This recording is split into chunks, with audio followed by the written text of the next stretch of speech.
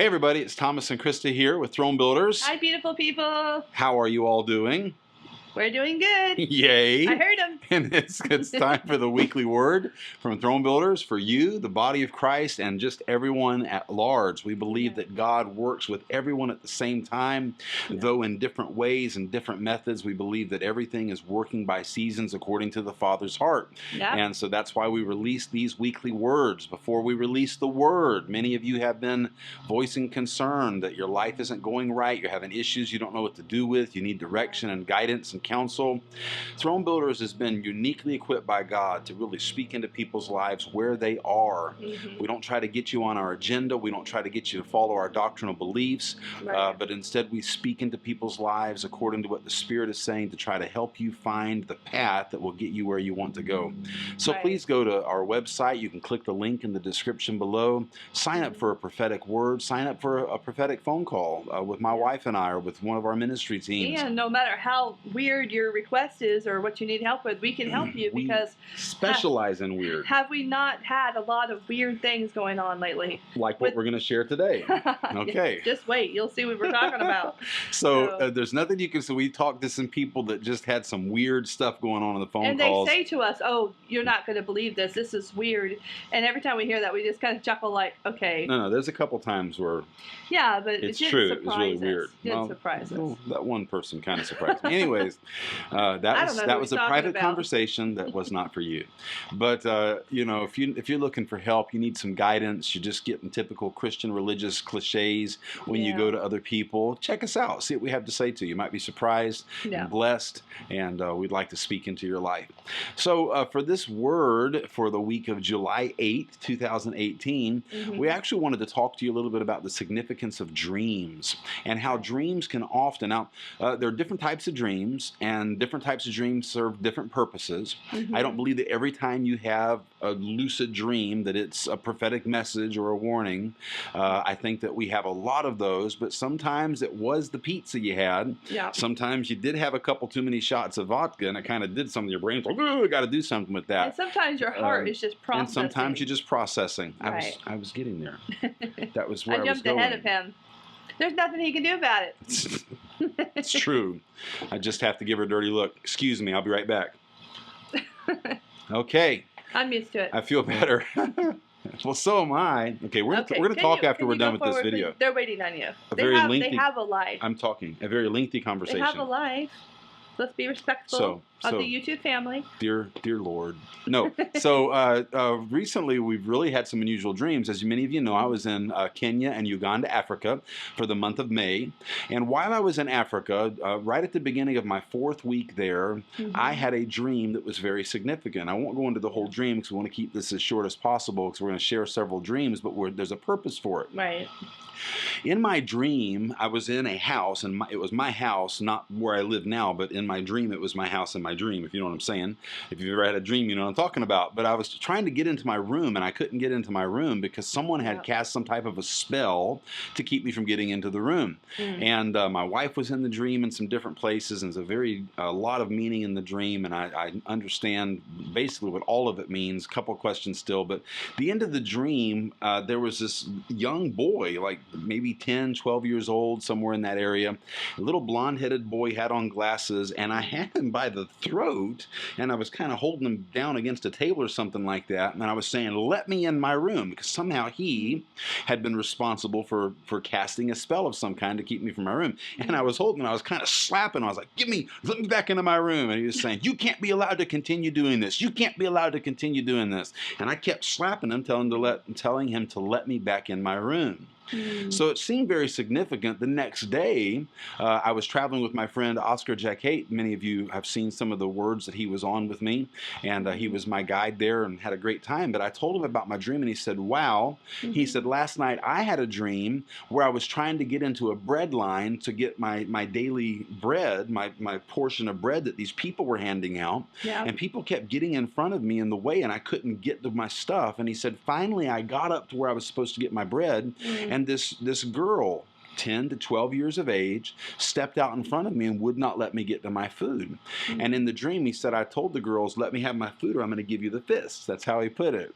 So very interesting. The same night, we had the same exact dream take place. Wow. So I'm going to tell you a little bit about what we've been shown from those dreams, and then Chris is going to share a couple of dreams with you, and then we'll kind of recap some things we've been talking about over the last couple of weeks. Right, because all of our dreams are connected. These are all connected, but there was some things between there and what Chris is going to share. So right about that time, in that beginning of the 4th week in Africa, it was kind of like that anointing just seemed to slow down to a real, God was still doing cool things. The meetings were amazing. But that was the last 2 weeks. But it was the last 2 weeks there, and it was just something, there was some type of a peculiar resistance. And I mean, we prayed and we really stood in authority on this, and we were really searching, trying to find out what was this attack against us. Right, and keep in mind that there was things happening in our house too, here in Florida while he was having this There were issues on both sides. It just something wasn't quite right. So about the time I arrived back home, nasty case of food poisoning. I told you about that. And by the time I got home, I was severely dehydrated, and it literally took me 2 weeks to recover from just getting home from the sickness. We were all extremely exhausted. Extreme exhaustion, extreme fatigue. But there was a shutting down. The finances seemed to just kind of get crimped down on us again, and just things got unnecessarily difficult for us again. So here in the last about week, I guess, week and a half, Krista has had a couple of dreams, and she's going to share those with you, and then we're going to kind of tie it in so you can see how dreams are an indicator or a warning or a help to us. It's true. And oftentimes I tell people that I have what I call warning dreams, and a lot of times I'll have these dreams, and then I'll just think, oh, it was just a dream, and then something will happen, and usually it's negative, not always, but then when that negative thing happens, I look back and I'm like, oh, my dream was telling me that, but I couldn't have known that at the time. So the first dream I had about a week and a half ago was there was a man sitting on a couch in the living room, and I won't tell the whole dream, just tell the part that you need to hear to tie into this. And there was a man and his wife, and the man was real big. He had I don't know, how Buddha looks with that really big belly. He kind of had that look to him. He had thinning, almost no hair, but a little bit of thinning hair. So just a real round person. It was just weird how dreams are. And he was sitting on the couch, and he was looking towards a sliding glass door and on the wall over there, and he was speaking out curses. And I knew, because I was in the room, but he didn't know I was in the room. Okay, it was weird. I was in there, but he didn't know I was there. And I knew that he was cursing me and my family. I somehow knew that. And I remember being kind of fearful a little bit and surprised, like, wow, he's cursing us. Remember that? That was wild. Yep. Okay, so that's all I'll tell of that dream, although there's much more to it. The second dream had to do with zombies, and this is new for me because I don't watch zombie stuff. I never have. So for me to have a dream like this was very strange. And the dream consisted of Tom and I. It was at night, and we were inside of a gated area. It was a big gated area. The gates were very, very, very high, like chain link, kinds of gates. And there was these humongous piles of people. Zombies. Yes, they were zombies, but the piles were as big as buildings. Okay, so that's kind of freaky, isn't it? Because, you're looking at literal huge piles of people, and they were all sleeping. They weren't dead, they were sleeping, and they're all draped on each other. It was just strange. So Tom and I, we walk up this pile, and we were like walking on eggshells because we didn't want to wake them up, So we get to the top of this pile, which, like I said, it was as big as a building. And we were able to see out, also in the same, gated area, and see other piles of zombies. So it was a huge area. So here's the rest of the dream. Tom and I start to come down, down towards the bottom of the pile. And Tom goes first, and as he gets off the pile towards the bottom there, he kind of, what you do to help somebody get down, you reach your hand out. So I grab his hand, and I'm about to step off this pile. It's my last step. And one of the zombies wakes up, one of the eyes wakes up, and it sees me, and I'm like, oh no. And it caused a domino effect, and all the zombies woke up, and they're like, they're just, and then they're all chasing us. Just for clarity on the dream, did they happen to say, brains. No, No. too bad. I don't even know if they said anything. That would really be cool. But I guess because you've not seen any zombie movies, you wouldn't know they were supposed to say that, so your dream couldn't have that. The fact that they were coming after us was very scary. You know, we didn't want to get eaten or whatever. Eaten or beaten, right? So neither sounds good. We're running towards the opening of the gate, because one of those gates where you could open it, it had chains around it, but you could slip through if you just really sucked it in and went through the gate. So that's what we did. Tom went through first. I know I'm being really animated on this, but this is the way it was. Zombies. Tom went first, and then I went, and we squeezed through. And keep in mind, the whole time that we're running towards that gate as fast as we can, there are hordes of people after us, you know, zombies everywhere. And so once we get outside the gated area, we're safe. We're kind of bent over, you know, trying to catch our breath, because that was, you know, that was difficult. So that was that dream. So these dreams that we've been having, we often, because of the nature of throne builders and the perspectives that we have, we don't teach the traditional mainline religious stuff handed down from the Reformation fathers. We don't have a negative view of the future. We don't have a negative view of people. And because of that, we are in a regular cycle of groups coming and attacking us, or individuals coming and attacking us. Yeah. But between the dreams that I had in Africa and the more recent dreams that Krista had, it became very clear toward the end of her dreams that there was a strategic mounting attack, not like something that had already begun, but it was coming in waves. So there was like a shutting down of finances, and the anointing seemed to kind of be hindered for some reason. And then all of a sudden, as we've told you a couple of weeks ago, all of a sudden we had on our Facebook page, we had hundreds of people come and attack our Facebook page. And they didn't have any intelligent conversation to bring. It was just deeply heretical. Deeply heretical. And we tried to answer some And we of the tried comments. to answer quite a few, but it was like this wave coming in on us. It began to dawn on us that they weren't really asking questions, if you know what I mean. They were asking questions to stir up the pot, you stir strife, you know, and all that. So we found out about 2 days into it that there was an actual Facebook group that they target people, I think on a weekly basis. Like they'll just target whatever the next group is that they want to accuse and what slander. do we call those groups? What was the name that God gave us for those groups? Christian covens. And I know it sounds strange because you think that only covens are witches and warlocks. You know, that's not the case. There is such a thing as a Christian coven. A lot of people think I'm crazy when I say that, but we have been attacked by these groups now for years. What are witches known for? They're known for pronouncing curses. That's why when you mention witches, you meant curses are like the next thing that people automatically say. Christian covens are people that in the name of Christ target other people and pray for them, but their prayers are designed to slander and accuse those people before God and before people. So true. And we have had multiple. In fact, it was on our trip to Florida from Idaho last fall while we were in Dallas, Texas. We were under yet another attack from a group of so-called Christians praying for us. And their prayers were just manifesting some nasty things in our lives. And God gave me that phrase. It's a Christian covenant. So now we've seen that a lot. We've seen it a lot before that, but never knew that that's what we were to call it. But the zombies, the zombie dream really excites me because the zombie dream was right before this major smear campaign that came against us. And I don't mean to interject, but when we say major, I mean you had to block like what? I had to block. Well, as of the time of the filming for this, I had to block about 90 people from our page. And then that didn't include all the people that came against us on our YouTube channel because they found out, oh, they have a YouTube channel too, so let's go over there and make trouble, right? So keep in mind that God has really been working in us to bring us away from the established church system so we can really help people in every walk of life.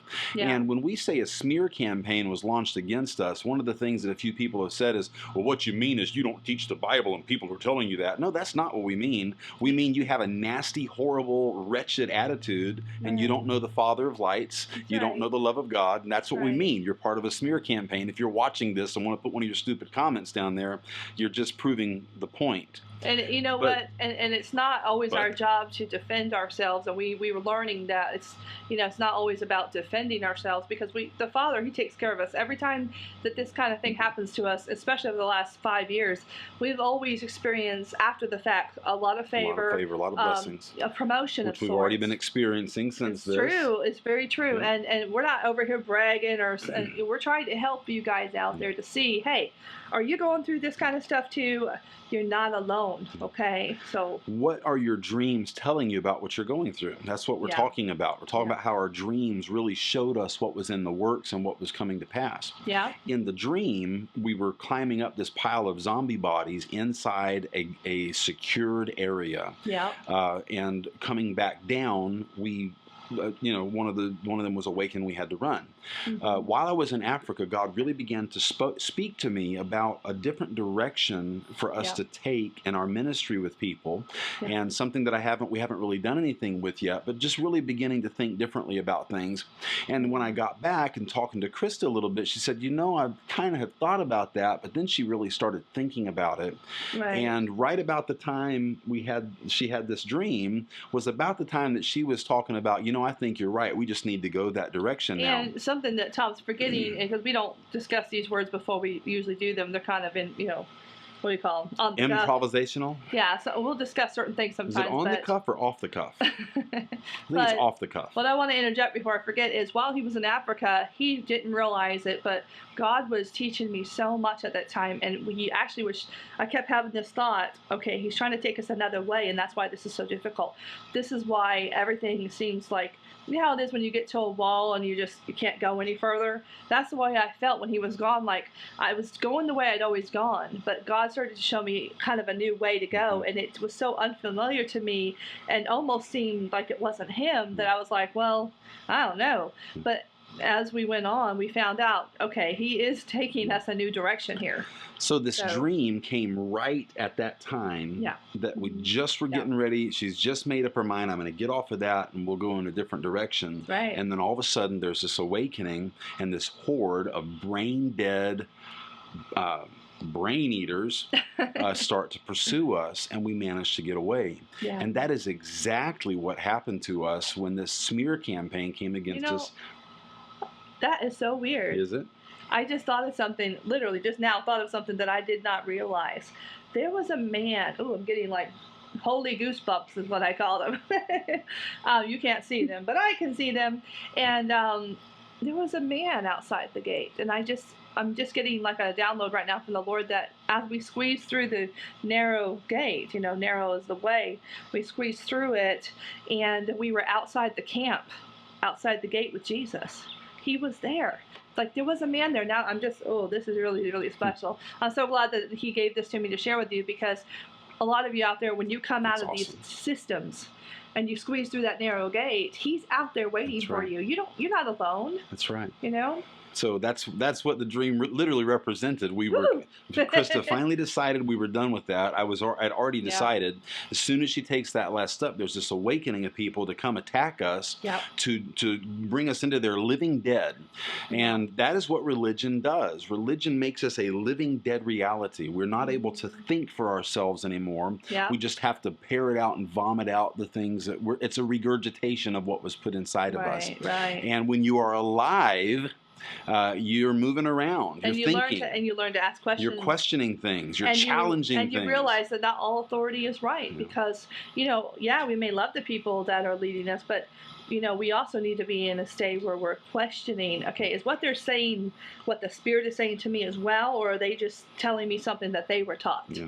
And you can tie 1,000 Bible verses to anything you want to say, and you can make it whatever. You can twist the Bible in any way. If God wanted the Bible to be used like a textbook, He would have given it to us like a textbook. Think about that, okay? A lot of it's got symbolism. But if you really trust in the heart of the Father, you'll never have to go in that direction at all. Right. But what have your dreams been saying to you? What dreams have you had that you can look back and say, well, I remember that dream, and then this happened? It's true. We're often quick to dismiss our dreams, and right now there's a lot of dreams happening. I mean, our dream life has really picked up lately. Yeah, and I think even a month ago or so, or maybe longer, Doug Addison even said that your dreams were going to pick up. He said that quite a bit over the last few years, but I've noticed in my own life, what we go through, is that when I start having dreams, I write them down, I journal them. So I encourage you to do that, because you won't regret it, because it's trying to tell you something. That's right. Keep track of your dreams. Keep track of what's happening. And when you have a peculiar dream, then meditate on that, and then watch how things unfold, and let that dream kind of give you a little bit of understanding and perspective. And if you want help with your dreams, interpretation, this is something that I love doing. I think it's fun. I feel like the Lord gives me a lot of revelation about dreams. So if you want help with your dreams, contact us at thronebuilders.org, because that's something we really love to do. And I feel like I get a lot of revelation for people's dreams, and I've gotten to help a lot of people with their dreams. So let us know if you need help. Just contact us. That's right. So we love you all so much. Please make sure that you like this video, subscribe to our channel if you have not already, leave us a comment below, share the video, and leave your comments below. Tell us about some dreams you've had and some ways you've seen things fulfilled through those dreams. Right. Maybe even a warning dream or a confirmation. You know, sometimes you have a dream after something has happened, and it's to confirm the way that things went or that you took the right turn. So we love you, and happy dreaming. We'll see you next week.